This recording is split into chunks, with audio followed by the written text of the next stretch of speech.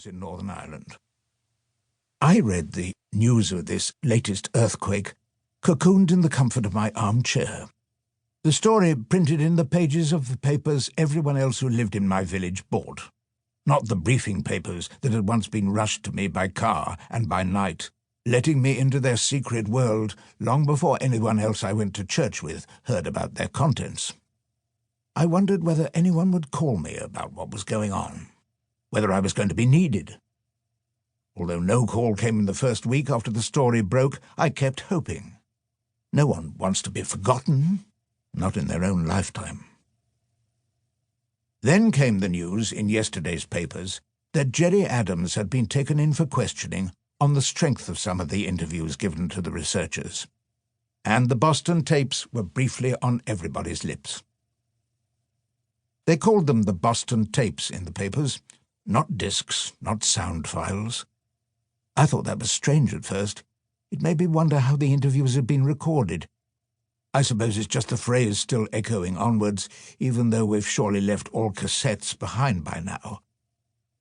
There is something about a tape that means the image holds interest long after it has been rendered technologically obsolete. The idea of a ribbon of speech, a voice speaking one truth on one side and then saying something else completely different on the other, two stories that might have contained anything at all, separated only by the breadth of the tongue they were told by. That is magical. And I think perhaps it's very human as well. Isn't the life of any person made up of the telling of two tales, after all? People live in the space between the realities of their lives and the hopes that they have for them.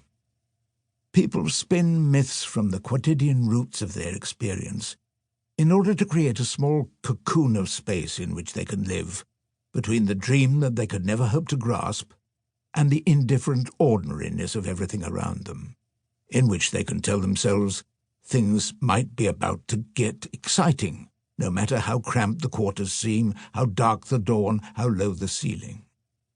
That is the duality in everything. The whole world makes some sense if you remember that everyone has two lives, their real lives and their dreams. Both stories only a tape's breadth apart from each other, impossibly divided, indivisibly close. And still there's more to it than that.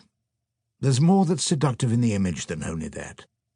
It wasn't just about dreaming. It seemed to me, once I thought about it, that these tapes laced through with murders and remembering were a vision of the speeches and silences that defined every life.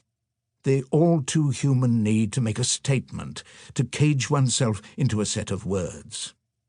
They were about wanting to tell the truth, wanting the days of your life and the acts of your life to be known to have happened and to have had some weight, to have left some kind of meaning behind them, imprinted at least in language, if nothing else. They were about laying out the mess of the self for others to unravel, trying to participate in the argument of the world after you'd left it, and longing to live forever, to be clearer, to be seen, and to see things as you thought they really were. But I'm getting ahead of myself. At the start of the day, all this still waited like a bomb in the back of my mind, and talk of the Boston tapes lay hours off into the future.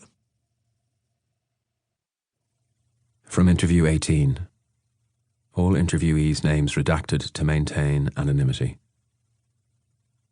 I joined up after Bloody Sunday. A lot of us did. The Brits had killed a kid, for God's sake. They shot this kid through a wall. They said they were returning fire from some IRA men up on this block of flats, and that's where the boy was sleeping in his bed. And that's when they shot him. He died in his bed. You hear that from a lot of occupying forces, you know. We were only returning fire from fellas who were hiding in among civilians.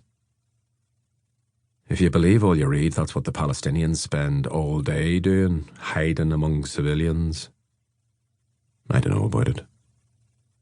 For our lot, human shields, that'd be a disaster, wouldn't it? We need people on our side. Anyway, there was this guy doing the rounds in the wake of it all.